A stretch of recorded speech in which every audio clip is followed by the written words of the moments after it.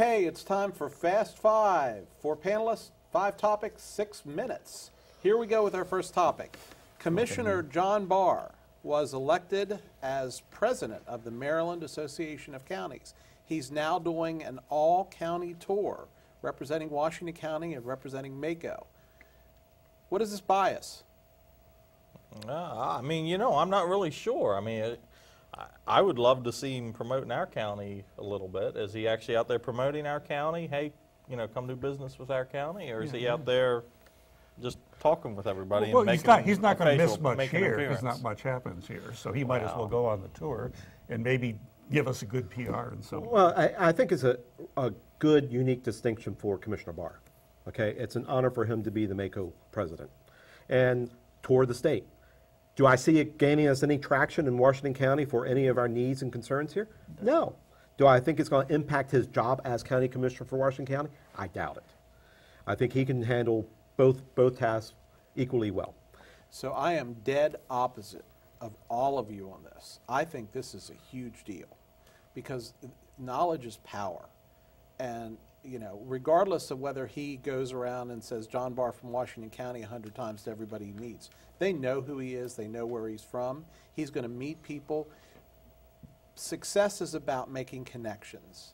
I agree. And the more people you connect with, the more opportunity you have to be successful. And this is a guy that, trust me, earns it.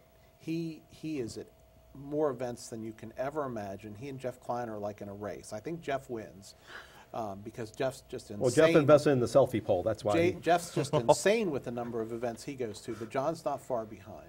Okay, issue number 2. There was a young girl banned from a Pennsylvania high school prom for wearing a tuxedo.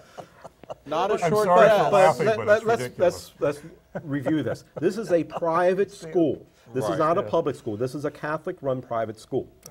They set their own standards.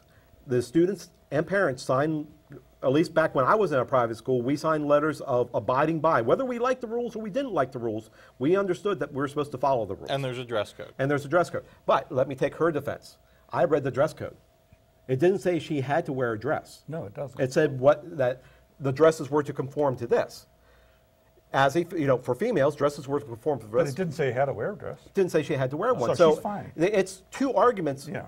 You know, there's no two arguments ridiculous. in my. Yeah. This is just plain dumb. I mean, This yeah, is I mean, just let plain the dumb. girl have fun. is that Victor Victoria?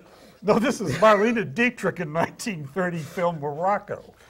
Yeah, this is how acceptable it was. I saw her actually in the Tivoli Gardens in Copenhagen when she was much older wearing this. That was 40-some years ago. This school thing is ridiculous. This is a statement. It's a waste of Okay, issue number 3. Nursing homes turning to evictions to remove problem patients. What? Come on. Hey, kids, watch out. That could be me in 50 years. But anyway. Yeah, it's on the upswing. Yeah.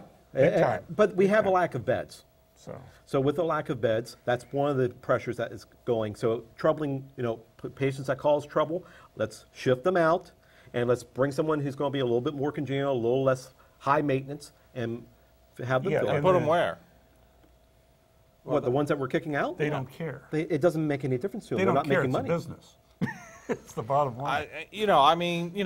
On one hand, yes, it is a business, but on the other hand, don't these residents have like contracts that say, the terms of whether they can be kicked out or they can not? find a reason to breach the contract. Yeah, and it's even a federal law, depending if they are a Medicaid or Medicare patient.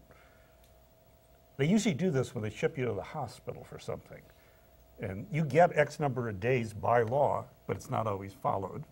And even people have gone, to hearings and stuff. They don't have the enforcement anyway. And the people in nursing homes who own them know this. And the ones they usually do it with are Medicaid patients. And they want somebody to fill the bed who can get money. Now, you're going to have difficult patients. I work at I'm at MS every single week. And I see this. I don't know this, but I see the patients. I understand, however, this is what they're there for. You made an agreement. This is the whole idea. Okay, next topic. Cell phone trackers raise privacy concerns in Maryland. So here's the deal.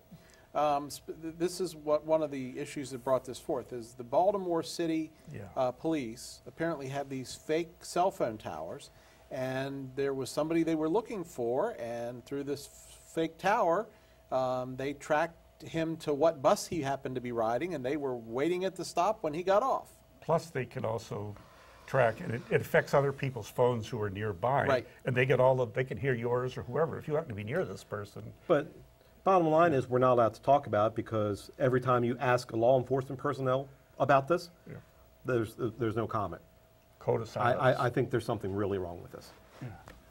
All right, last topic. E-cigarette poisonings in kids is skyrocketing. How about some parent responsibility, adult supervision, before we start blaming the products?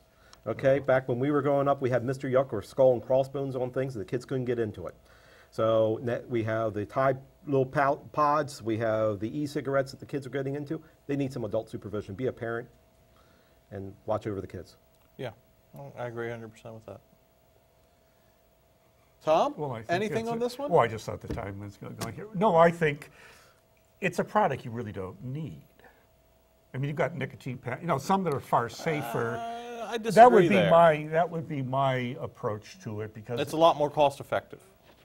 yeah, but E-cigarettes are a lot more cost effective. but And they they're make far more you look so dangerous. special. They're far more dangerous because what they're doing is drinking flavored liquid. These kids, that's a problem. Yep. You're not putting on nicotine. You know what I mean? It's because of the dose, and it can be lethal. Yep. So but that so, to me but is so a very, can drinking, bleach. I understand you, but I still think Mr. there's- Yuck. Right, exactly. Society has some kind of a right All right, we're going to leave it to there. regulate something. Stay with us. Back in 3 minutes. Last call is next. We'll be back.